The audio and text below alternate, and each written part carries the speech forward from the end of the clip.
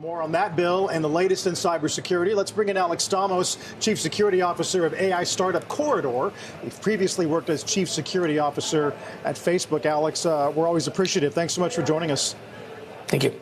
I know it's early, but is this particular bill moving in the right direction? Well, the challenge of this bill is just kind of a smorgasbord. What the House did was they smushed together all of these different bills from different members who had their own goals and their own constituencies. And then what they did is, because the real problem with online safety is there's a huge trade-off between safety and privacy.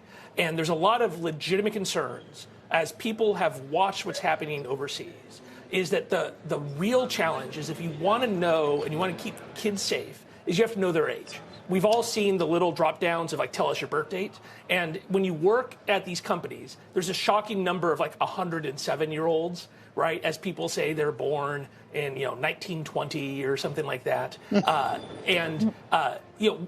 It's almost impossible to verify when people are born unless you go to really extreme lengths. And so what we've seen in other countries where you have much less of an expectation of privacy than you do in the United States is other countries have started to require that you have to show a government ID to create accounts online. That is something that would be a really objectionable to lots of Americans. And so what happened in this bill is they smushed all of these different other bills together, and then they put up front a bunch of caveats of this bill can never require certain things. And one of the things they put in there to appease privacy advocates was, we will not require companies to gather more information, including ID.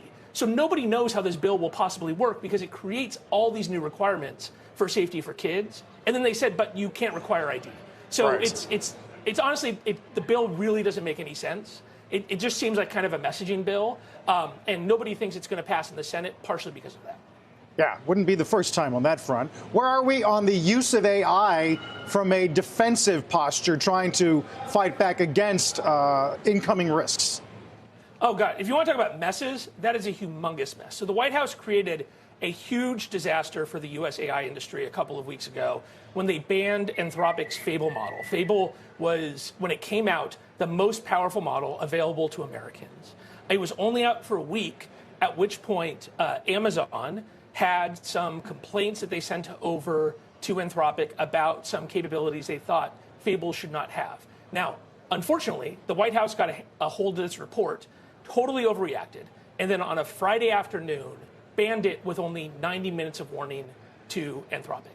Since then, in the last 2 weeks, there have now been 2 Chinese models that have been released that now are as powerful as the best American models, including in cyber capabilities, way beyond anything else that is available to American users. Makes absolutely no sense. And in those 2 weeks, the White House has not put out any rules for what American model makers can provide to Americans. We have a number of academic and commercial evaluations that show that these Chinese models can do way beyond what Amazon complained about. And the White House has not put out any rules. They massively overreacted. They created all this political risk for American model makers at the same time that they're allowing China to buy our best chips. It makes absolutely no sense. Is there, there's this executive order out there, Alex, that they're still trying to figure out, I guess, essentially how to execute on, or any sense that they're going to make some progress there? I think it's being led by Commerce and Lutnick, but, you hear different things.